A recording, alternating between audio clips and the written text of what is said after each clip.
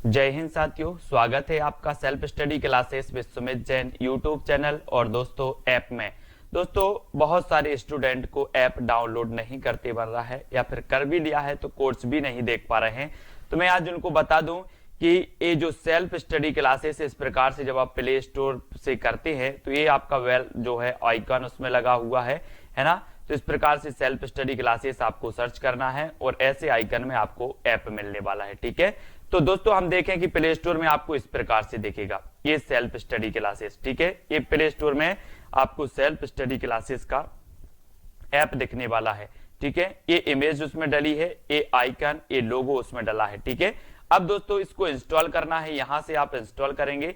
ठीक है, अब इंस्टॉल करेंगे तो वहां पर आपको नंबर मांगेगा, जीमेल नंबर मांगेगा, तो आपको ओटीपी आएगा, तो आप रजिस्टर करके आगे बढ़ेंगे। जय हिंद साथियों, स्वागत है आपका self study classes with Sumit Jain YouTube channel में। दोस्तों हमारी रोज कक्षा होती है हिंदी की, जिसमें हम हिंदी व्याकरण पढ़ते हैं रात्रि 8 बजे। ठीक है, डेली लाइव क्लास होती है, आप और हम मिलकर के जो है प्रश्नों पर डिस्कशन करते हैं, प्रश्नों के उत्तर समझते हैं, उत्तर बताते हैं। ठीक है, अब दोस्तों जो भी साथी एमपी जेल प्रहरी एग्जाम की तैयारी कर रहे हैं उनके लिए टेस्ट सीरीज लगाना है, मॉडल पेपर प्राप्त करना है, तो वो दोस्तों जेल प्रहरी ऐप प्ले स्टोर से इंस्टॉल कर लें। ठीक है, जहां पर दोस्तों आपको जेल प्रहरी एग्जाम के लिए टेस्ट सीरीज उपलब्ध है, तो ये टेस्ट सीरीज आप खरीद सकते हैं। और ये टेस्ट सीरीज दोस्तों आपको self SC 40 coupon code use करके 40% ऑफ में मिलेगी। यानी कि कोई भी टेस्ट सीरीज अगर 100 रुपए में होगी तो आपको ये मात्र 60 रुपए में मिलेगी, इस कूपन कोड को आप यूज कर लेंगे तो। ठीक है, साथ ही दोस्तों जेल प्रहरी इसी परीक्षा ऐप पर जेल प्रहरी का पूरा live video course topic wise उपलब्ध है। ठीक है, यानी कि टॉपिक के अनुसार आपको चाहे मैथ हो, चाहे आपका विज्ञान हो, सब कुछ आपको, चाहे इंग्लिश हो, टॉपिक वाइज आपको यहाँ पर ये पूरा लाइव वीडियो कोर्स उपलब्ध है। ये पूरा कोर्स दोस्तों आपको घर बैठे आपको कंप्लीट कराया जाएगा, आपके मोबाइल पे लाइव क्लासें दी जाएंगी और 4000 रुपए का है। और 4000 में दोस्तों आपको एक कूपन कोड यूज कर लेंगे सेल्फ SC 40, तो ये मात्र 2400 रुपए में आपको मिल जाएगा। ठीक है, तो जो भी साथी घर बैठे यहां वहां ना भटक कर एक जगह आप पूरा कोर्स करना चाहते हैं तो परीक्षा ऐप पर जेल प्रहरी लाइव वीडियो कोर्स भी उपलब्ध है, आप दोस्तों यहां से कर सकते हैं। ठीक है, स्टार्ट करेंगे आज का ये वीडियो, जहां पर आपको सबसे पहले प्रश्न बताना है कि रसखान है। रसखान क्या है? भक्तिकालीन कवि हैं, कुल परंपरा से कृष्ण भक्त हैं, महाकवि हैं या उक्त सभी हैं। दोस्तों रसखान के बारे में आपको पता है, मैं एक चीज आपको बता देता हूं कि रसखान जो तुलसीदास ने रामचरितमानस लिखी है, रामचरितमानस आपको पता है 7 कांड हैं, सबसे पहले जो तुलसीदास ने रामचरितमानस सुनाई थी तो वो सुनाई थी रसखान को, है ना। तो याद रख लेना ये वही रसखान है और ये रसखान माने जाते हैं दोस्तों भक्तिकालीन कवि। भक्तिकालीन यानी कि एक नंबर आपका बिल्कुल सही हो जाएगा, ए नंबर आपका बिल्कुल सही हो जाएगा। ठीक है, नेक्स्ट प्रश्न देखते हैं। अतएव में संधि है, कौन सी संधि है दोस्तों? अतएव में संधि गुण स्वर संधि, यण स्वर संधि, व्यंजन संधि या फिर विसर्ग संधि। यानी कि प्रश्न क्रमांक 2 का उत्तर हमें बताना है। 4 विकल्प भी आपके सामने मौजूद हैं, 4 में से चयन करके बताना है। मैंने संधि का वीडियो आप तक प्रेषित किया है दोस्तों, संधि का मैंने विस्तृत भाग भी आपको दिया है, साथ ही ट्रिकी वीडियो भी आपको दिया है। और आपको यहां पर आज बताना है कि अतएव में कौन सी संधि है। और अतएव में जब संधि पूछी है तो आपका बिल्कुल सही आंसर होगा, वो हो जाएगी आपकी विसर्ग संधि। विसर्ग यानी कि जो विकल्प नंबर आपका 4 है वो सही हो जाएगा, 4 नंबर।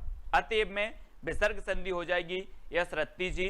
नेक्स्ट है कनक शब्द का अर्थ क्या नहीं है? नहीं है बताना दोस्तों। आप एक उदाहरण पढ़ते हो, कनक कनकते स्वगुनी मादकता अधिक खाए या खाए बोराए न बापाए बोराए, है ना। तो कनक का अर्थ बताना है गेहूं का आटा, धतूरा, पलास या फिर केसर। और आपको पता है कि हम जब कनक कनक पढ़ते हैं तो एक कनक का अर्थ होता है सोना और एक कनक का अर्थ होता है धतूरा, ये वही कनक है। और कनक मतलब होता है क्या दोस्तों? यहां पर अर्थ नहीं है पूछा था, नहीं है तो गेहूं का आटा तो आपका कनक है ही, इसे हम कनक बोलते ही हैं।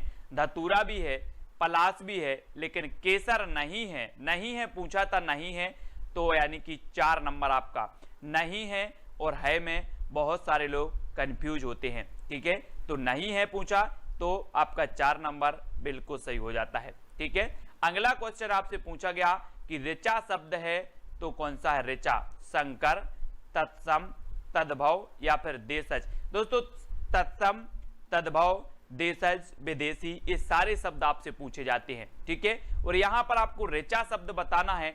और ऋचा शब्द कौन सा है दोस्तों? तत्सम शब्द ऐसे होते हैं जो संस्कृत के हिंदी में ज्यों के त्यों प्रयोग होते हैं। तद्भव शब्द ऐसे होते हैं जो संस्कृत से उत्पन्न हुए शब्द हिंदी में प्रयोग होते हैं। ठीक है, और यहाँ पर ऋचा शब्द पूछा गया और ऋचा आपने बता दिया कि सर ये तो तत्सम शब्द है। तत्सम यानी कि जो विकल्प नंबर आपका 2 है वो सही हो जाएगा, यानी कि जो ऋचा है ये तत्सम शब्द होता है और आपका जो 2 नंबर है वो बिल्कुल सही हो जाता है। ठीक है, अगला आपको बताना दोस्तों, अंगारों पर लौटना मुहावरे का आस्य क्या है? अंगारों पर लौटना, अपने कार्यों से किसी को जलाना, क्रोध या ईर्ष्या से जलना, चुनौतीपूर्ण कार्य करना या फिर असंभव को संभव करना। अंगारों पर लौटना मुहावरे हमेशा आपकी परीक्षा में पूछे जाते हैं दोस्तों, चाहे आप किसी भी एग्जाम की तैयारी कर रहे हैं जिनमें हिंदी पूछा जाता है उनमें मुहावरे जरूर पूछे जाते हैं। और अंगारों पर लौटना मुहावरे का यहाँ पर आस्य बताना है, मतलब ऐसा जो है क्रोध या ईर्ष्या से जलना है ना, क्रोध या ईर्ष्या से जलना, ये अंगारों पर लौटना मुहावरे का आपका सही अर्थ हो जाएगा। बी नंबर आपका यहाँ पर बिल्कुल सही हो जाएगा। ठीक है, बी नंबर सही हो जाएगा, अंगारों पर लौटना। नेक्स्ट है कल कानन कुंडल मोर पखा और पे बनमाल विराजती। इसमें बताना है कौन सा अलंकार है? कल कानन कुंडल मोर पखा और पे बनमाल विराजती है, ऐसा है। और इसमें अनुप्रास हो जाएगा, श्लेष या मक या फिर बीपसा हो जाएगा। का ये 3 वर्ण आए हैं का, और जहां पर का एक ही वर्ण की बार बार आवृत्ति होती है तो हमने एक परिभाषा पढ़ी है कि जहां पर एक ही वर्ण की आवृत्ति हो वहां पर अनुप्रास अलंकार हो जाता है। तो कल कानन कुंडन में का की आवृत्ति हुई है तो आपका अनुप्रास अलंकार यानी कि जो ए नंबर है वो बिल्कुल सही हो जाता है। नेक्स्ट है सीता रीवा के अभियांत्रिकी महाविद्यालय में पढ़ती है, वाक्य कैसा है? रीता रीवा के अभियांत्रिकी महाविद्यालय में पढ़ती है, ये वाक्य आपको बताना है कैसा है? आज्ञा सूचक वाक्य है, इच्छा सूचक है, विधानवाचक है या फिर संकेतार्थक है? कैसा वाक्य माना जाता है? आज्ञा सूचक, इच्छा सूचक, विधानवाचक या संकेतार्थक? तो यहां पर तो आपने पढ़ा कि रीता रीवा के अभियांत्रिकी महाविद्यालय में पढ़ती है, तो ये आपका विधानवाचक हो जाएगा। विधानवाचक यानी कि आपका जो 3 नंबर है, 3 नंबर सी नंबर सही हो जाएगा। ठीक है, इसमें कोई आज्ञा नहीं दी गई तो आज्ञा कट गया, ये कोई इच्छा से नहीं बोला जा रहा तो इच्छा कट गया, इसमें कोई संकेत नहीं है तो संकेत कट गया, तो आपका उत्तर विधानवाचक सही हो जाता है, यानी बी नंबर सही हो जाता है। ठीक है, तब अगले क्वेश्चन की ओर बढ़ते हैं कि नील गाय पद में समास है तो कौन सा है? बहुब्रीहि समास, द्विगु समास, कर्मधाराय या फिर द्वंद्व समास? यश रत्ती जी क्या पूछ रहे हैं? कनाल कुंडल कुचित। प्रश्न क्रमांक 8 में नील गाय, मैंने आपको बताया था दोस्तों कि पहला पद दूसरे पद की विशेषता बताए, वहां पर कर्मधाराय समास होता है। यहां पर देखो हम यहां पर नील गाय लिख देते हैं, ये नील अलग हो गया प्लस गाय हो गए। अब यहां पर गाय अगर हम बोलें कि गाय अकेला बोले दोस्तों तो आप सोचो कि होगी कोई गाय, काली होगी, पीली होगी, नीली होगी, सफेद होगी, है ना। लेकिन यहां पर ये जो नील शब्द है, ये नील शब्द इस गाय की विशेषता बता रहा है कि गाय कैसी है? नीली है। गाय कैसी है? नीली है, यानी कि जो आपका सही हो जाएगा नील गाय। तो नील गाय यानी कि कर्मधाराय समास, यानी कि दोस्तों जो है विशेषण विशेष से जहां होता है, पहला पद दूसरे पद की विशेषता बताता है, वहां पर क्या हो जाता है? कर्मधाराय समास। जैसे बात करें काली मिर्च, काली मिर्च बात करें तो काली मिर्च, अब मिर्च हो सकती है दोस्तों, अगर मैं मिर्च अकेला बोला हूं तो मिर्च तो हरी भी हो सकती है, लाल भी हो सकती है, लेकिन जो काली शब्द है ये मिर्च की विशेषता बतला देता है, इसलिए इसमें कर्मधारय समास हो जाता है। ठीक है, तो इस प्रकार से कर्मधारय समास को भी आपको समझ लेना है और कभी भूलना भी नहीं है। आप किस तरफ जा रहे हैं, वाक्य कैसा है, स्थान बोधक है, विनम्रता सूचक है, दिशा बोधक है, विधि सूचक है, यानी कि आपको बताना है। तो उत्तर क्या हो जाएगा? अच्छा, हनुमान चालीसा से थे, बहुत बढ़िया है ना। तो सभी को बताना है। सर्वोत्तम जी, प्रश्न क्रमांक 9 का उत्तर, आप किस तरफ जा रहे हैं? स्थान बोधक है, विनम्रता सूचक है। देखो ये विनम्रता सूचक तो है नहीं, इसको कट कर दो। ठीक है, अब ये विधि सूचक भी नहीं है। अब इसमें देखो स्थान बोधक और दिशा बोधक में आपको क्या है, कंफ्यूजन है कि स्थान बोधक तो नहीं है, दिशा बोधक तो नहीं है। ठीक है, तो यहां पर आपका उत्तर होगा दोस्तों, किस तरफ जा रहे हैं, है ना। हम बताते ना, इस प्रकार से दिशा का ज्ञान हो जाता है कि ये उत्तर हो गया, है ना, ये आपका दक्षिण हो गया। ठीक है, ये आपका क्या हो जाएगा, पूरब, और ये आपका पश्चिम हो गया। ठीक है, तो इस प्रकार से आप इस तरफ जा रहे हैं, बोले किस तरफ जा रहे हैं, बोले हम पूरब की तरफ जा रहे हैं, तो ये क्या हो जाएगा, आपका दिशा बोधक हो जाएगा, दिशा बोधक। तो स्थान बोधक नहीं है, तो ये भी कट गया, यानी कि उत्तर आपका हो जाएगा दिशा बोधक, और 3 नंबर आपका बिल्कुल सही हो जाएगा। ठीक है, आपको काटना है विकल्पों को, फिर आपका सही उत्तर अपने आप निकलेगा। अनूपपुर जिले में बोली जाने वाली बोली बतानी है दोस्तों। अनूपपुर जिला की यहाँ पर बात आ गई है, तो मैं आपको बता देता हूँ कि अनूपपुर ये मध्य प्रदेश का जिला है, और अनूपपुर में दोस्तों आपको पता है अमरकंटक है, और अमरकंटक से 2 नदियां निकलती हैं, एक सोन नदी और एक निकलती है नर्मदा नदी। ठीक है, नर्मदा माई है ना, और नर्मदा नदी सबसे लंबी बड़ी लंबी नदी मानी जाती है मध्य प्रदेश की, तो इसको भी याद रखेंगे। और अनूपपुर जिले में बोली जाने वाली जो भाषा है वो है बघेली। बघेली यानी कि जो 3 नंबर है, क्योंकि ये जो क्षेत्र है वो आपका बघेल खंड के अंतर्गत आता है, बघेल खंड है ना। बुंदेलखंड में बुंदेली, बघेल खंड में बघेली, मालवा में मालवी, है ना। इस प्रकार से आपको समझ लेना है ना।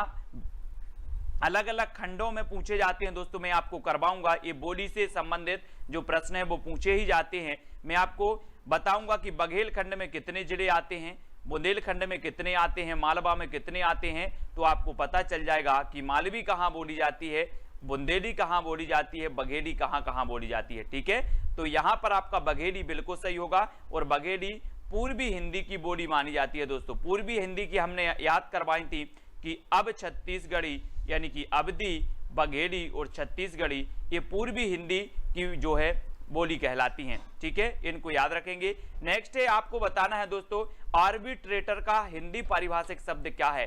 केंद्रक, मध्यस्थ, संधारक या फिर नाविक, यानी कि 4 विकल्प हैं, और 4 में से आपको चयन करना है। प्रश्न क्रमांक 11 में आर्बिट्रेटर का हिंदी पारिभाषिक शब्द, और इसमें आपका बिल्कुल सही आंसर हो जाता है मध्यस्थ। मध्यस्थ यानी कि जो विकल्प नंबर आपका 2 है, हम बोलते ना कि यार आप आर्बिट्रेटर बन जाओ, यानी कि मध्यस्थ बन जाओ, बीच की आदमी बन जाओ और समझौता करवा दो, है ना।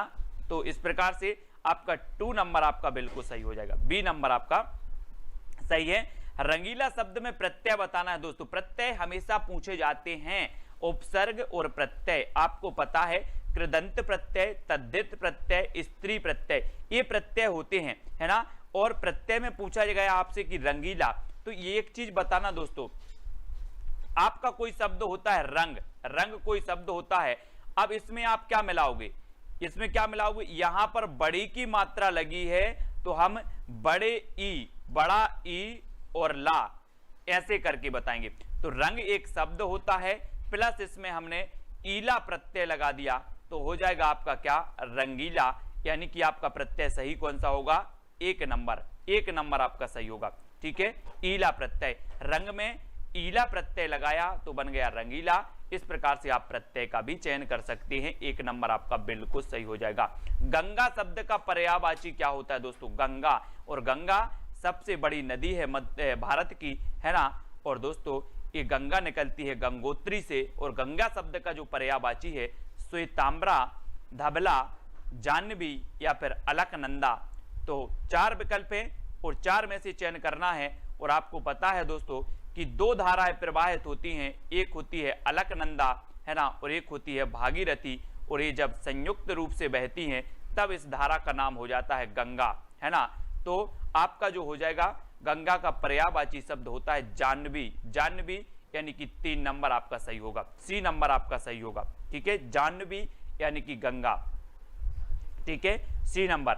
नेक्स्ट आपको याद कर लेना है दोस्तों, हिरास का विलोम शब्द क्या है, हिरास का विलोम बताना है, प्रेरणा, विकास, रोदन या फिर व्यंग। हिरास का हम बोलते ना हमारा हिरास हो गया मतलब क्या हो गया, प्रेरणा हो गया, विकास हो गया, रोदन हो गया या फिर व्यंग। हिरास का विलोम, हिरास मतलब होता है क्या, कम, है ना, हिरास हो गया मतलब कम हो गया। और दोस्तों हिरास का जो विलोम पूछा गया तो हम बोलेंगे कि हमारा हिरास नहीं, हमारा तो क्या हो गया, विकास हो गया, विकास, ठीक है, यानी कि जो विकल्प नंबर 2 है वो विकास आपका बिल्कुल सही होगा, बी नंबर, ठीक है। नेक्स्ट है मध्य प्रदेश से प्रकाशित साहित्यिक पत्रिका है तो कौन सी है, अनुकृति, अन्यथा, आकार या फिर ईश्वरी। ये 4 विकल्प है, मध्य प्रदेश से प्रकाशित पत्रिका का नाम बताना है तो कौन सी पत्रिका है। ये मध्य प्रदेश की पत्र पत्रिकाएं दोस्तों आपके हर एग्जाम में पूछी जाती हैं, चाहे एमपी पुलिस हो, चाहे एमपी जेल प्रहरी हो, चाहे एमपी एसआई हो, हर एग्जाम में पत्र पत्रिकाएं मध्य प्रदेश के एग्जाम में पूछी ही जाती हैं। और यहाँ पर मध्य प्रदेश से प्रकाशित होने वाली जो पत्रिका है वो है ईश्वरी। ईश्वरी की फागें आपने सुनी होगी दोस्तों, ईश्वरी की फागें, ये बुंदेलखंड से संबंधित थे ईश्वरी, और ईश्वरी की फागें आपने सुनी है। और मध्य प्रदेश से प्रकाशित जो पत्रिका है वो है ईश्वरी, यानी कि जो आपका विकल्प नंबर 4 है वो बिल्कुल सही हो जाएगा। अब हरियाणवी बोली आती है तो किसके अंतर्गत आती हैं, ये बोलियां आपको याद रख लेना है दोस्तों। इस हरियाणवी को कहा जाता है बांगरू, इसका दूसरा नाम क्या है, बांगरू भी है इसका, है ना, बांगरू। और खड़ी बोली का दूसरा नाम क्या है, खड़ी बोली का, खड़ी बोली को कोरबी भी कहा जाता है, खड़ी बोली को कोरबी और हरियाणवी को बांगरू। और कानों के खड़ी बुंदेली ब्रजभान हरि के पास, ये मैंने आपको कोड दिया था, और ये हरि से बनेगा हरियाणवी, और हरियाणवी दोस्तों ये पश्चिमी हिंदी की अंतर्गत आती है, यानी कि 4 नंबर आपका डी नंबर बिल्कुल सही हो जाएगा प्रश्न क्रमांक 16 में, ठीक है दोस्तों। ये हरियाणवी खड़ी बोली याद रख लेना, हरियाणवी, है ना, और खड़ी बोली, ब्रज, ठीक है, और बुंदेली, और एक दोस्तों आपकी कन्नौजी, है ना। ये 5 भाषाएं जो होती हैं वो पश्चिमी हिंदी के अंतर्गत आती हैं। खड़ी बोली, ब्रज, बुंदेली, कन्नौजी और हरियाणवी, ये पश्चिमी हिंदी के अंतर्गत आती हैं, ठीक है। और पूर्वी हिंदी के अंतर्गत 3 आती हैं, अवधी, बघेली और छत्तीसगढ़ी, ठीक है, इनको भी आपको याद रखनी है ना। तो यहां पर आपका पश्चिमी हिंदी बिल्कुल सही हो जाएगा, डी नंबर। नेक्स्ट है विलोम शब्द युग में कौन सा नहीं है, ग्रस्त का मुक्त, अज्ञ का यज्ञ, गौण का प्रधान, कर्कश का मृदु। तो कौन सा विलोम शब्द युग में नहीं है, 4 विकल्प हैं, प्रश्न क्रमांक 17 में हमें चयन करके उत्तर बताना है। और दोस्तों आपको पता है कि विलोम शब्द युग में जो नहीं है वो कौन नहीं है, अज्ञ का यज्ञ, ग्रस्त का मुक्त है, गौण का प्रधान है, कर्कश का मृदु है, लेकिन जो नहीं है तो वो कौन सा नहीं है, अज्ञ का यज्ञ, अज्ञ का यज्ञ ये नहीं है, यानी कि 2 नंबर, ठीक है, 2 नंबर नहीं है। जरा इन पर भी गौर करें, बोले ग्रस्त का मुक्त तो है सर, गौण का प्रधान भी है, कर्कश का मृदु भी है, लेकिन अज्ञ का यज्ञ नहीं है, यानी 2 नंबर आपका बिल्कुल सही हो जाएगा, बी नंबर बिल्कुल सही हो जाएगा। शुद्ध वाक्य बताना है दोस्तों कौन सा है, इस बार लंका भारत से नहीं जीत पाएंगे, इस बार लंका भारत से नहीं जीत पाएंगे, माताजी रेलगाड़ी में आया है, काट दो, सतीश को दही अच्छी लगती है, काट दो, छात्राओं को पढ़ना चाहिए। तो बताएं जल्दी, ये 2 विकल्प आपके सामने है, 2 तो मैंने काट दिए, अब 2 में से एक आपको काटना है, काटो जल्दी से। शुद्ध वाक्य कौन सा है प्रश्न क्रमांक 18 में,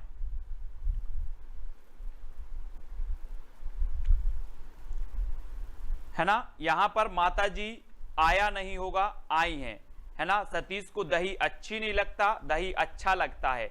और यहां पर आपने जो काट दिया वो काट दिया क्या, इस बार लंका भारत से नहीं जीत पाएंगे, है ना। ये लंका भारत से नहीं जीत पाएंगे, ये वाक्य आपका गलत हो जाता है, और उत्तर आपका सही होगा, छात्राओं को पढ़ना चाहिए, पढ़ना चाहिए, यानी 4 नंबर, डी नंबर आपका बिल्कुल सही हो जाता है, ठीक है। शुद्ध शब्द कौन सा है दोस्तों? अनिष्ट, अधीन, अभ्यस्त या फिर अद्वितीय। शुद्ध यानी कि 19 का उत्तर हमें बताना है कौन सा है शुद्ध शब्द।